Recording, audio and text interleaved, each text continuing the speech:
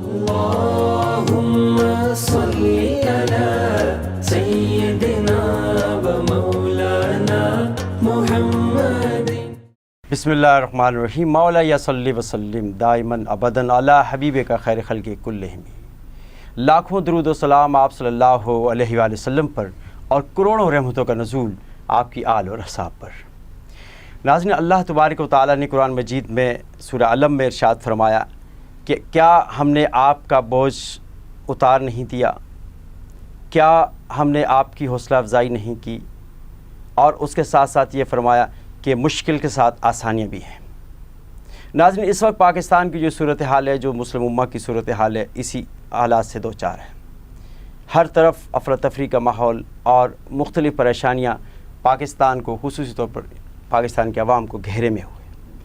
تو قرآن مجید اللہ تعالیٰ کا ایک ایسا آفاقی کلام ہے، آپ صلی اللہ علیہ وآلہ وسلم کے ذریعے ہم تک پہنچا اور اس میں پوری انسانیت کے لیے رہنمائی ہے. تو اس سورہ کو، ان آیات کو اس وقت کے موجودہ حالات کے مطابق کیسے ڈھال سکتے ہیں، اس کی تشریح کرنے کے لیے ہمارے اسٹوڈیو میں موجود ہیں جناب مفتی سید محمد اکبر الحق قادری رضوی، فاضل دارالعلوم قادریہ رضویہ، اور آپ کے ساتھ تشریف فرمائے نعت رسول صلی اللہ علیہ وآلہ وسلم پیش کرنے کے لیے عبدالحسیب قادری. آئیے ناظرین آپ کی ملاقات کرواتے ہیں. السلام علیکم. وعلیکم السلام ورحمۃ اللہ وبرکاتہ. جناب مفتی صاحب، میں آپ کو خوش آمدید کہتا ہوں کہ آپ تشریف لائے، اور آپ کے ساتھ جناب عبدالحسیب قادری، آپ کو بھی خوش آمدید کہ آپ تشریف لائے. اس سے قبل کہ ہم اپنے پروگرام کا آغاز اپنے ٹاپک کی طرف آئیں، سب سے پہلے میں یہ چاہتا ہوں کہ ہم سے اس پروگرام کا آغاز کیا جائے. میں ملتمس ہوں جناب عبدالحسیب قادری سے کہ آپ حمد باری تعالیٰ کے چند اشعار عنایت فرمائیں. نعرہ تکبیر اللہ اکبر، نعرہ تکبیر اللہ اکبر، نعرہ تکبیر اللہ اکبر، نعرہ تکبیر اللہ اکبر، نعرہ تکبیر اللہ اکبر، نعرہ تکبیر اللہ اکبر، نعرہ تکبیر اللہ اکبر، نعرہ تکبیر اللہ اکبر، نعرہ تکبیر اللہ اکبر، نعرہ تکبیر اللہ اکبر. اول تو ہے، آخر تو ہے، باطن تو ہے، ظاہر تو ہے. اول تو ہے، آخر تو ہے، باطن تو ہے، ظاہر تو ہے. سب کی زباں پر ایک ہی کلمہ، یا اللہ اللہ اکبر. نعرہ تکبیر اللہ اکبر، نعرہ تکبیر اللہ اکبر. ہاں توریت میں تو، زبور میں تو، انجیل میں تو، قرآن میں تو ہے. توریت میں تو، زبور میں تو، انجیل میں تو، قرآن میں تو ہے. لفظ اور لوح و قلم میں تو ہے. یا اللہ اللہ اکبر، نعرہ تکبیر اللہ اکبر، نعرہ تکبیر اللہ اکبر، نعرہ تکبیر اللہ اکبر، نعرہ تکبیر اللہ اکبر. مفتی صاحب، جس طرح کہ پاکستان کے اس وقت کے موجودہ حالات ہیں، اور اللہ تعالیٰ نے قرآن مجید میں جو آیت نازل فرمائی علم نشرح، اور اس میں یہ آیت خاص طور پر آپ صلی اللہ علیہ وآلہ وسلم کے آلات کے مطابق یہ آیات کے پس منظر ہمیں نظر آ رہا ہے، اور اس کی جو تشریح نظر آ رہی ہے. تو قرآن کیونکہ یہ آفاقی کتاب ہے، تا قیامت اس کو قائم رہنا ہے، اور اس کا میسیج پوری دنیا کے لیے ہے، پوری انسانیت کے لیے ہے. تو موجودہ حالات میں اس سورہ کو ہم کس طرح اپنے حالات پہ لے سکتے ہیں کہ اللہ تعالیٰ نے اس وقت کے جو حالات آپ صلی اللہ علیہ وآلہ وسلم کے ساتھ تھے، آج جو موجودہ صورتحال ہے، کس پس منظر میں دیکھیں گے؟ بسم اللہ الرحمن الرحیم. نحمدہ ونصلی ونسلم علی رسولہ الکریم. اما بعد فاعوذ باللہ من الشیطان الرجیم. بسم اللہ الرحمن الرحیم. اللہ تبارک و تعالی نے ارشاد فرمایا الم نشرح لک صدرک ووضعنا عنک وزرک الذی انقض ظہرک. یہ وہ حصہ ہے جس سے آپ اس ٹائم پر جس سے متعلق سوال ہے. جی. تو بے شک حضور علیہ الصلاۃ والسلام کے حالات سے متعلق ہے. یہ جو حضور علیہ الصلاۃ والسلام کے حالات گزرے اس کے مطابق ہے. حضور علیہ الصلاۃ والسلام کی کیفیات کو یہاں پر ذکر کیا گیا ہے، بیان کیا گیا ہے. تو اس کے اندر یہ کہ اللہ پاک نے فرمایا کہ وَوَضَعْنَا عَنْكَ وِزْرَكَ، کہ ہم نے آپ کے بوجھ کو اتار دیا. سبحان اللہ. اللہ تبارک و تعالیٰ نے اپنے محبوب محمد مصطفیٰ صلی اللہ علیہ وبارک وسلم کے بوجھ کو اتار دیا. اور وہ بوجھ ایسا تھا کہ جس سے حضور علیہ الصلاۃ والسلام اس کا اثر لے رہے تھے. انقض ظہرک، جس سے حضور علیہ الصلاۃ والسلام بہت بھاری بوجھ اسے لے رہے تھے. صحیح. یہ اصل ہے کیا کہ یہ تھا کہ حضور علیہ الصلاۃ والسلام کے جو قریبی اور حضور کی جو امت ہے اس پر جو دباؤ تھا، پریشر تھا. کیونکہ جب حضور علیہ الصلاۃ والسلام نے اپنے ورک کا آغاز کیا اور اپنے فرائض منصبی کا آغاز کیا اور اس کے اندر امت جو ہے وہ آپ کے ساتھ وابستہ ہوئی، تو اس پر جو پریشر آیا، دباؤ آیا مفسرین کے فرمان کے مطابق، تو اس کو اللہ پاک نے یہاں یہ بیان فرمایا ہے. تو اس سے نتیجہ کیا نکلا؟ نتیجہ یہ نکلا کہ پریشر در حقیقت امت کا تھا اور احساس مصطفیٰ محمد مصطفیٰ صلی اللہ علیہ وبارک وسلم کو. سبحان اللہ. تو آج بھی یہ پاکستانی جو امت ہے، پاکستان میں حضور علیہ الصلاۃ والسلام کی امت، ظاہر ہے کہ اکثر تو پاکستان کی جو عوام ہے وہ حضور ہی کی امت ہے. بالکل. باقی ہر طرح کے لوگ یہاں پر موجود ہیں، سبھی لوگ موجود ہیں. جتنے بھی افراد ہیں ہمارے نظریے میں، اسلامی نظریے میں، وہ در حقیقت حضور ہی کی امت ہے. بے شک حضور کی ہی امت ہے. تو اب یہ پریشانی میں ہیں، دکھ میں ہیں، تکلیف میں ہیں. یہ سارا جو ان کا دکھ ہے، تکلیف ہے، حضور علیہ الصلاۃ والسلام کو اپنی امت کا دکھ یہ احساس ہوتا ہے. تو اب اللہ تبارک و تعالیٰ کی بارگاہ میں یہ احساس جو ہے وہ یقینی طور پر جائے گا. اور جب جائے گا تو یقیناً اگر امت نے اس آیت کی برکتیں حاصل کیں، یقین رکھا، تو جیسے کہ کل حضور علیہ الصلاۃ والسلام کی برکت سے امت نے نجات حاصل کی، آج بھی امت جو ہے وہ نجات حاصل کر لے گی انشاءاللہ تبارک و تعالی. بے شک بے شک. یہ سارا جو سلسلہ اس ٹائم پر چل رہا ہے، تو یقین لیکن ضروری ہے. اس آیتوں میں اللہ پاک نے اپنا جو آیتیں اتاری ہیں ان کو ہی اس سے نفع اور برکت صحیح معنوں میں ملتی ہے جن کا یقین پکا ہے. واہ. تو یہاں اگر یہ یقین اس پر ہوگا تو انشاءاللہ تبارک و تعالی یہ برکتیں بھی پائیں گے. کیا کہنے. اب اس کے ساتھ دوسری سورہ ہے کہ ہم نے آپ کے نام کو بلند کیا. جی. ورفعنا لک ذکرک کا اسی کے ساتھ متصل آیت ہے کہ ہم نے کیا آپ کے نام کو بلند نہیں کیا. جی. تو یعنی کہ آپ صلی اللہ علیہ وسلم کے جو اس وقت کے موجودہ حالات وہ جس طرح آپ نے فرمایا کہ دشمنوں کا نرغہ تھا اور دشمن جو ہے کہ آپ کو پریشان کر رہے تھے، تو اس میں آپ اللہ کی نصرت آپ تک پہنچی اور آپ کے نام کو عروج ملا، بلندی ملی. تو آج بھی اس وقت جس طرح پاکستان کی قوم ہے بہت خسارے میں چل رہی ہے، تو اس آیت کی روشنی میں یہ بھی کہا جا سکتا ہے کہ اس امت کو بھی اس ملک کو بھی انشاءاللہ دوام ملے گا اور یہ آگے کی طرف بڑھے گی. ہاں یقینی طور پر یہ فیضان جو ہے حضور علیہ الصلاۃ والسلام کی امت کا جو بہتری ہے، خیر ہے، تو وہ حضور علیہ الصلاۃ والسلام کی ہی بہتری اور خیر میں اس کو شامل کیا جائے گا. اور حضور کے امت کو اس سے ان مسائل سے نکلنے کا موقع ملے گا. تو اس کے اندر بھی ورفعنا لک ذکرک، اس سے بھی حضور علیہ الصلاۃ والسلام کی بلندی ہے، کیونکہ امت کا نفع جو ہے وہ حضور کی ہی بلندی ہے در حقیقت. ماشاءاللہ. کیونکہ کوئی بھی ظاہر سی بات ہے کہ اگر ایک حضور علیہ الصلاۃ والسلام کے لیے تو کوئی مثال نہیں دی جا سکتی، لیکن اتنا ایک بات یہ ہے کہ سمجھنے کے لیے کہ اگر کسی باپ کا بیٹا کامیاب ہوتا ہے، ترقی کرتا ہے، تو وہ در حقیقت باپ ہی کی ترقی اور کامیابی بن جاتی ہے. تو اسی طرح حضور علیہ الصلاۃ والسلام جو امت کے لیے کسی کے باپ تو حضور نہیں ہیں، مگر روحانیت میں اور حضور علیہ الصلوۃ والسلام اپنے فرائض کے اندر وہی حیثیت رکھتے ہیں، جی جی آقا و مولا صلی اللہ علیہ وبارک وسلم ہیں، مگر حضور علیہ الصلوۃ والسلام کو یقیناً اس سے مسرت اور خوشی کا باعث ہوگا امت کی بھلا اور بہبود سے، تو امت جو ہے وہ اس سے نفع حاصل کرے گی اور ترقی کرے گی۔ ورفعنا لک ذکرک کا فیضان جو ہے امت کو بھی مل رہا ہے، امت بھی اس سے فیضان حاصل کر رہی ہے جی۔ جو لوگ آپ کے فرامین پر چلے، آپ کی سنت پر چلے، اللہ تعالیٰ نے ان کو عروج عطا فرمایا۔ جی بے شک بے شک، حضور علیہ الصلوۃ والسلام کی جو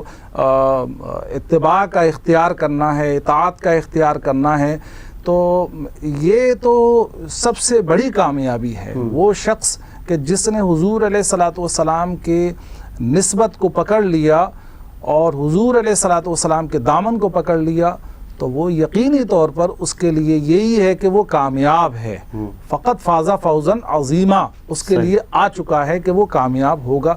تو یہاں پر بھی وہی چیز ہے کہ ان آیات کی برکتیں، یقین سے اس کا بھی تعلق موجود ہے۔ لیکن عوام جو مسلمان ہیں خاص طور پر، وہ تو ان آیات کے نہ پڑھتے ہیں، پڑھتے تو ہوں گے لیکن اس کو سمجھنے کی کوشش نہیں کرتے۔ اس وقت دنیا چاند پر پہنچ گئی، کہاں کہاں خلا میں پہنچ گئی، لیکن پاکستانی اور مسلمان جو ہے نا ابھی تک ہم اپنی لائٹ کو رو رہے ہیں کہ ہمارے پاس بجلی نہیں ہے، ہمارے تک پینے کا پانی نہیں ہے۔ اور اگر یہ قرآن کی آیتیں پڑھتے، ان کو تشریح اس کی سمجھتے، تو یقیناً آج صورتحال یہ نہیں ہوتی۔ جبکہ جس طرح چائنا کے بارے میں ہے کہ چائنا جب ڈیولپ ہو رہا تھا اس کے بعد کچھ بھی نہیں تھا، اور اس کا جو سربراہ جو تھا تو اس نے کیا کیا کہ ایک پہاڑی کو کھودنے لگا۔ اس نے کہا کہ اس پہاڑی کی وجہ سے سورج کی روشنی ہمارے گاؤں پر نہیں آتی، لہذا اس پہاڑی کو یہاں سے اکھاڑ کے پھینک دیا جائے۔ تو وہ تنہا اس پہاڑی کو کھودنے لگا۔ تو کسی نے اس سے پوچھا کہ بھائی یہ تم کیا کر رہے ہو، اتنا بڑا پہاڑ ہے کیسے توڑو گے؟ بولا اگر میں نہیں توڑ سکا تو میرے بعد والے آنے والے وہ توڑیں گے، وہ نہیں توڑ سکے تو اس کے بعد والے توڑیں گے، لیکن 4 نسلیں اس کو توڑیں گی تو یقیناً یہ پہاڑ اکھڑ جائے گا اپنی جگہ سے، اور وہ دھوپ اس کے شہر پر آ جائے گی۔ ترقی کرنے والوں کا یہ راز ہوتا ہے، لیکن ہمارے یہاں تو کوئی ایسا راستہ نظر نہیں آ رہا۔ امید کی جو ہے وہ ترقی کا باعث وہ بھی بنتی ہے، ان پریشانیوں سے نجات جو ملے گی امید کی بنیاد پر۔ مایوسی جو ہے وہ انسان کو ڈھکیل دیتی ہے گڑھے میں، گھائی میں اور دلدل کے اندر۔ تو یہ جو ہم لوگ جو ہے مایوسی کے اندر ہیں، تو جس کی وجہ سے ہم کامیاب نہیں ہو پا رہے، اور وہ چائنا والی جو مثال ہے اور اس طرح کی جو مثالیں ہیں، تو یقینی طور پر انہوں نے یہ سمجھ لیا تھا کہ ہماری ہمت، حوصلہ اور امید تو حضور علیہ الصلوۃ والسلام کی امت کے لیے تو بشارتیں ہیں، تو وہ اگر امید کو پکڑ لے تو یقینی طور پر جو وہ چائنا والوں نے ترقی کی ہے، ماضی نے دیکھا ہے کہ مسلمان اس سے بہت آگے رہ چکے ہیں، بہت بڑا مقام جو ہے انہوں نے پا لیا ہے۔ تو اگر اس طرح سے موازنہ کریں تو ابھی اس بات کو سمجھا جا سکتا ہے کہ امت کے لیے اس میں راستہ ہے۔ اور ویسے عمومی طور پر اگر لے لیں ہم بحیثیت پاکستانی قوم، تو بھی اس کے اندر کوئی وہ نہیں ہے، مذائقہ نہیں ہے کہ اس طرح بھی دیکھا جا سکتا ہے، لیکن امید جو ہے اس کے بغیر کہیں بھی آگے کام بننا یہ ممکن نہیں ہے۔ امید کا ہونا بہت ضروری ہے، ٹھیک ہے نا؟ تو وہ جو چیز ہے امید سے اس کا تعلق، امید کے ساتھ عمل بھی ہے نا حضرت جی۔ امید وہی ہے اصل میں، یعنی عمل جو ہے وہ بے شک عمل کی طاقت ہے، لیکن سب سے بڑھ کر جو چیز ہے وہ انسان کا نظریہ ہے۔ نظریہ جو ہے وہ اساس ہے، بنیاد ہے۔ انسان جو کچھ کرتا ہے، کہتے ہیں فرسٹ تھنکنگ آفٹر ورکنگ، یہ جاپان والوں کا سنا یہ فارمولہ، وہ لوگ کہتے ہیں کہ پہلے انسان کی سوچ ہونی چاہیے، پھر اس پہ عمل کرے گا۔ تو سوچ اگر اس کی صحیح ہے تو وہ کام بھی اس کا صحیح ہوگا، اگر سوچ میں اس کے کمزوری ہے تو پھر اس کا کام بھی کمزور ہوگا اور وہ کام نہیں بن سکتا ہے اس طرح سے۔ تو جس طرح کہ وہ رفعنا لک کا ذکر کیا، اے حبیب ہم نے آپ کے ذکر کو یا آپ کے نام کو بلند کیا، تو اس وقت جو صورتحال تھی آپ صلی اللہ علیہ وسلم، تو ان کفار کے درمیان آپ کا نام بلند کرنا اس سے سمجھیں گے ہم؟ نہیں، حضور کا علیہ الصلوۃ والسلام کا جو نام ہے وہ تو شرق، غرب، شمال، جنوب، ٹھیک ہے، اولین اگلے زمانے اور پچھلے زمانے، ہر زمانے میں حضور علیہ الصلوۃ والسلام کے نام کی بلندی ہے۔ یہ تو حضور کے سر پہ گویا کہ تاج ہے، صحیح، اور کب سے ہے؟ ہمیشہ سے ہے، اور کب تک رہے گا؟ ہمیشہ رہے گا۔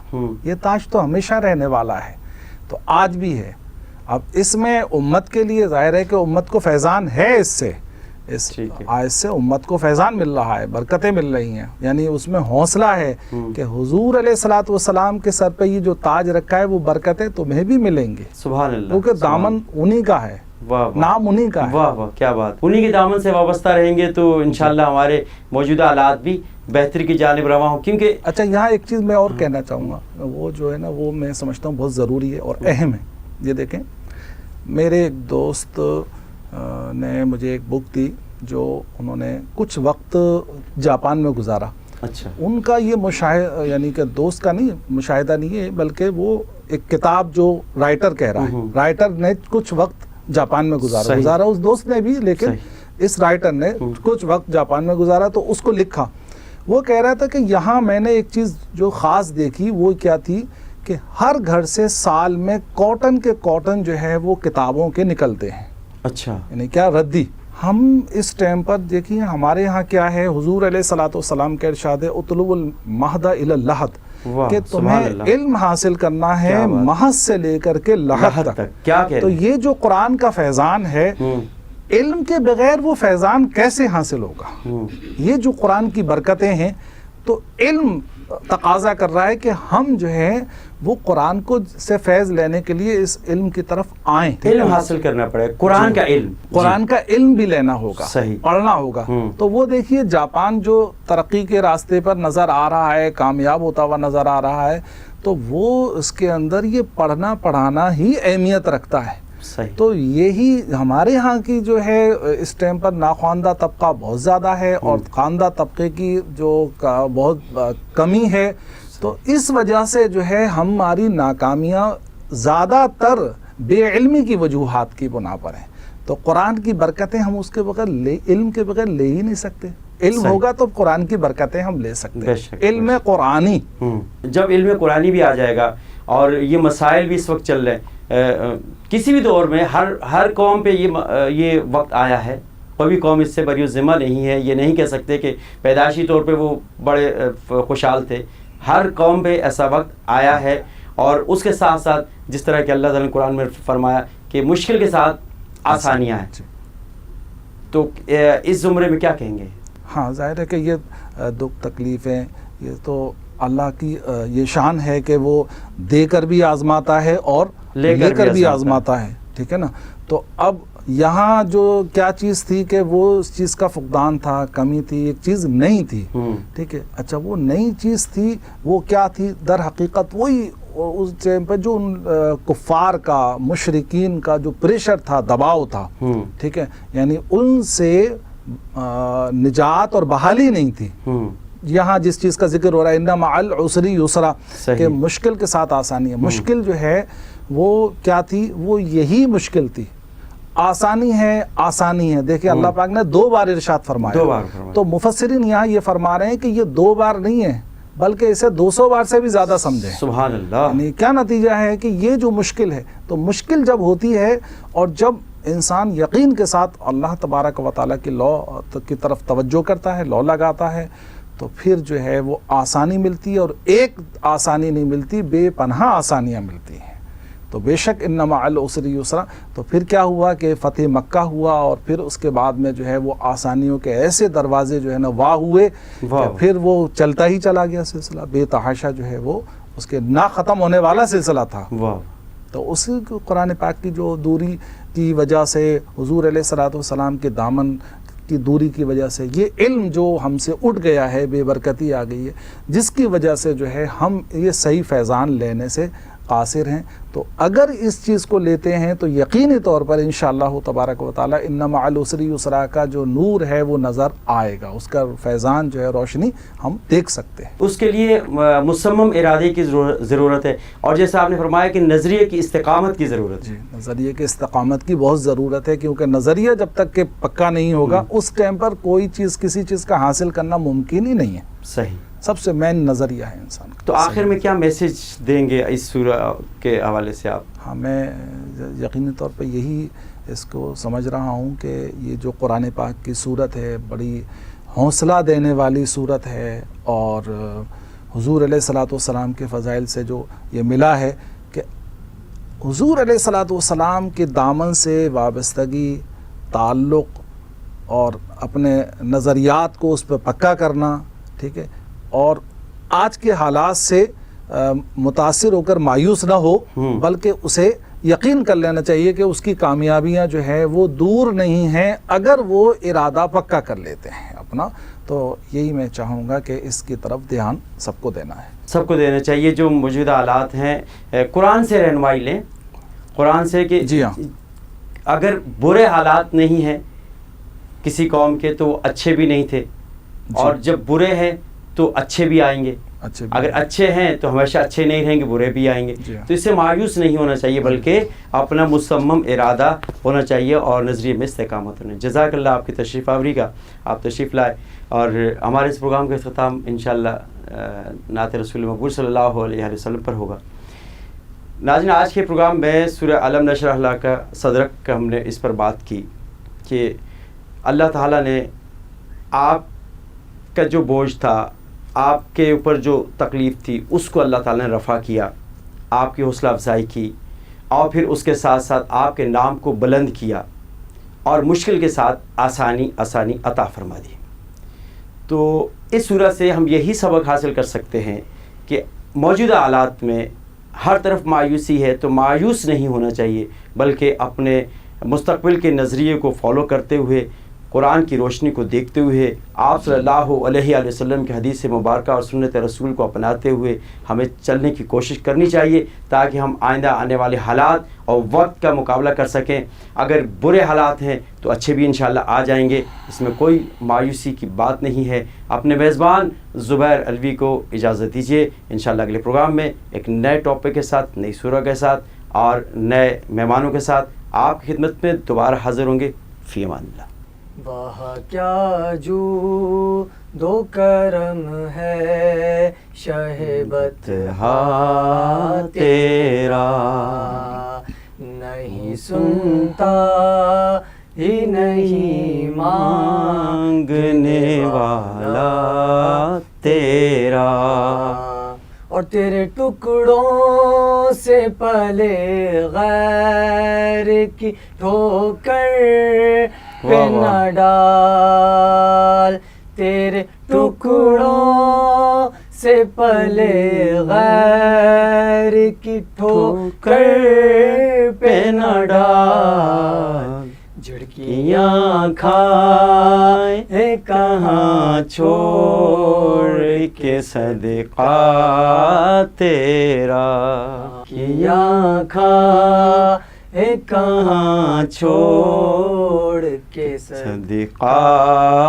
تیرا، وہاں کیا جود و کرم ہے شہبت ہا تیرا، اور تو جو چاہے تو ابھی میل میرے دل کے دھلے، واہ واہ واہ واہ، تو جو چاہے تو ابھی میل میرے دل کے دھلے، کہ خدا دل نہیں کرتا کبھی میلا تیرا، کہ خدا دل نہیں کرتا کبھی میلا تیرا، نہیں سنتا ہی نہیں مانگنے